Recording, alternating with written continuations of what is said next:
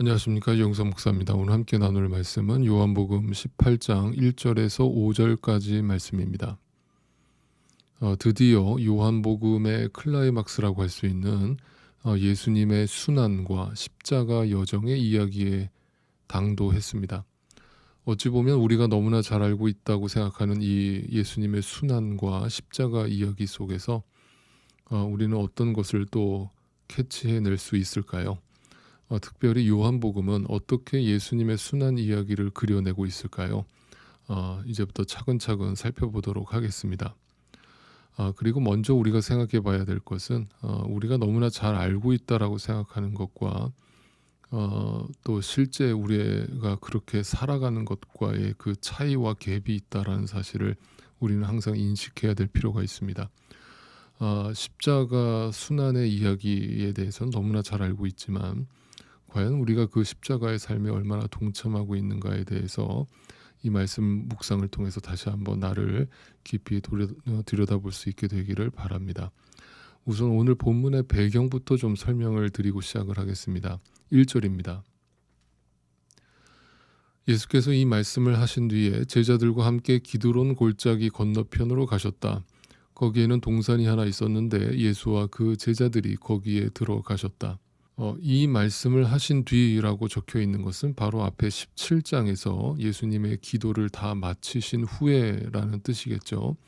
그 뜻은 앞에서 기도하신 내용을 이제 실제 삶 속에서 그대로 실행하겠다라는 것을 의미하는 것이죠. 그리고 특이한 점은 다른 복음서에서는 겟세마네 동산으로 가셨다라고 기록하고 있지만 요한복음은 특이하게 기드론 골짜기 건너편으로 먼저 건너가셨다라고 기록하고 있다는 부분입니다.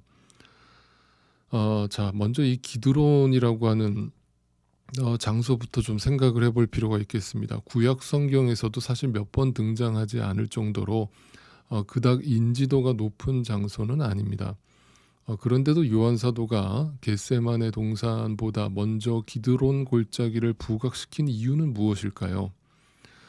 그 이유는 이렇습니다. 바로 그 기드론 골짜기가 당시 시대 속에서는 일종의 공동묘지로서 사용되었던 장소였기 때문입니다. 무슨 말인가 하면 바로 그 기드론 골짜기에 왕권을 빼앗기 위해서 아버지 다윗의 심장에 칼을 겨누었던 패역한 아들 압살롬의 무덤도 거기에 있었고요. 또 에스겔 선지자가 계곡을 가득 채우고 있었던 그 마른 뼈들의 환상을 본 곳도 바로 이 기드론 골짜기였기 때문입니다. 다시 말해서 당시 이스라엘 사람들에게 이 기드론 골짜기는 공동묘지, 죽음의 계곡, 사망의 음침한 골짜기를 의미했던 것이죠. 자, 그렇다면 이제 우리는 왜 요한 사도가 예수님이 기드론 골짜기를 건너셨다는 것을 먼저 강조하고 있는지를 우리는 알게 됩니다. 곧 예수님 자신이 걸어가야 할 그 십자가의 길이 자신이 죽어야 할 죽음의 계곡임을 분명히 알고 계셨다는 것을 의미하는 것이죠. 자, 그리고 오늘 본문 속으로 들여다보면 눈에 들어오는 단어들이 보이기 시작하는데 4절을 읽어보겠습니다. 예수께서는 자기에게 닥쳐올 일을 모두 아시고 앞으로 나서서 그들에게 물으셨다. 너희는 누구를 찾느냐? 자, 예수님은 자신에게 닥칠 일이 무엇인지 이미 다 알고 계셨다라고 말씀합니다.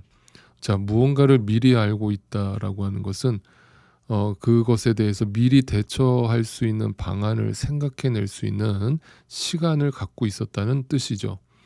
그래서 우리는 예측을 하고 그에 따른 대비를 하는 것이죠. 그런데 예수님은 예측 정도가 아니라 이미 선명하게 무슨 일이 벌어질지를 알고 계셨다라고 말씀하고 있습니다. 알고 계셨다. 분명히 그런 일이 벌어질 것임을 확신하고 있었다. 그렇다면 그 뜻은 피할 수도 있었다는 뜻이 되는 거죠. 그런데 예수님은 피하지 않으셨죠. 겟세마네 기도에서 나타난 것처럼 아버지의 뜻에 자신의 뜻을 죽임으로써 온전히 순종하셨죠. 여러분, 우리는 흔히 우리는 예수님의 제자라고 말하기를 좋아합니다. 그리고 오늘도 열심히 그분을 따르고 있다라고 아주 확신 가운데 말을 합니다. 그런데 정말 이런 장면을 보고 있노라면 무슨 생각이 드십니까? 나는 정말 그 주님을 따르고 있습니까? 여러분 오늘 아침 이 말씀을 좀 깊이 묵상해 보기를 원합니다.